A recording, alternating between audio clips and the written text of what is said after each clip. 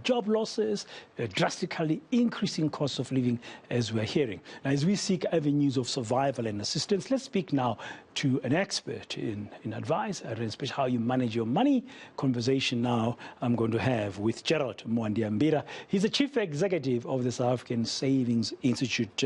Gerald, good afternoon. Welcome to the Midday View on eNCA. I mean, I guess to say it's tough times for everybody is like an understatement. I mean, it's really a battle out there for survival, and the coronavirus pandemic has exposed the fact that we as South Africans are not a savings type of nation, something that your institute for years has been preaching and advising on. But here we are today. What can we do?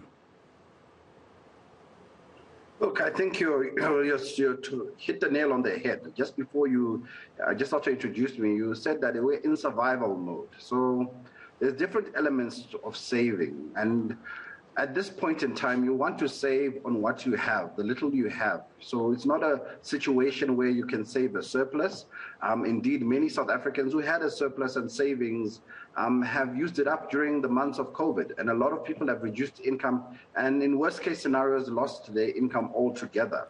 So I would say, look, if you're in that survival mode, there's areas which you need to look at trying to save or create money you don't have. I usually use the acronym FATE, F-A-T-E.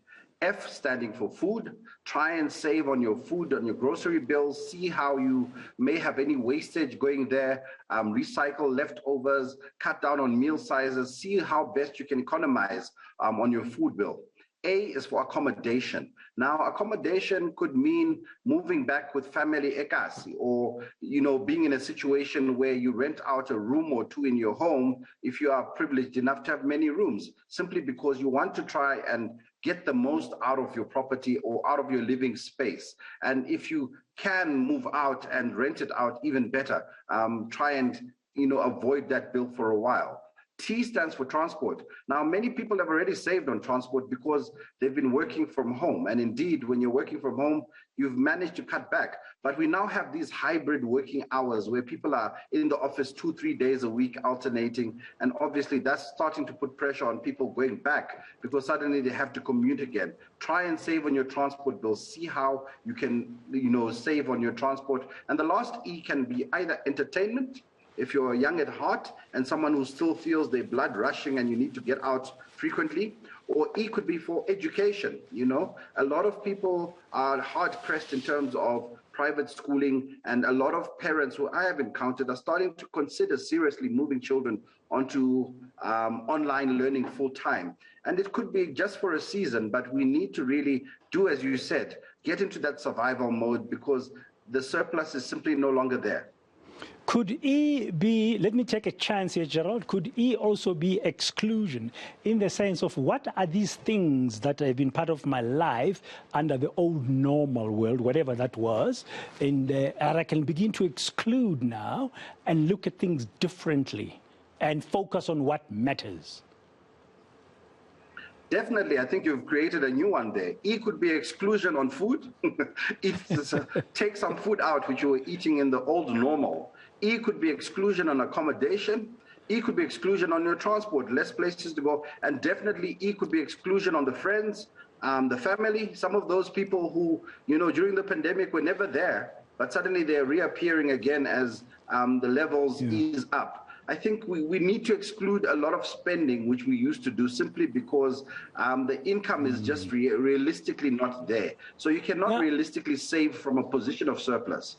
Yeah, you can. Yeah, currently there's no room for saving anything. But the lessons here is as things begin to turn, maybe in your individual world and maybe the rest of the world, slowly we begin to find ourselves having reached what do the scientists call it, population immunity or so-called herd immunity, and things begin to, I think the lesson would be as soon as you are able to put away that rand. Definitely. Start saving as soon as you can. And let's realize that we are now living in a new normal. So the budget you used to do 18, 20, 24 months ago is no longer applicable. I think we need to restate our budgets and redefine what we are feeling comfortable with in terms of being our baseline cost of living, and start from there, and then you will probably start finding that as things improve, you could start being able to be in that position where you start putting money away. And another way of exclusion, which we can touch on, is insurance. Don't cancel your policies, but exclude some of the benefits which you might not be needing right now. On your bank charges, exclude some of the excess bank charges. You know, the airport lounge, you've been paying for it for the last 18 months, but no plane was flying. So try and exclude a few things on some of these benefits which you're currently used to. Thank you very much. Gerald Mwandiambira, he's of course the CEO of the South African Savings Institute. Some very common sense advice there, some of it good. Yeah, the world is a different place now. Try to change your mindset around your finances as well. All of us, it's applicable to all of us.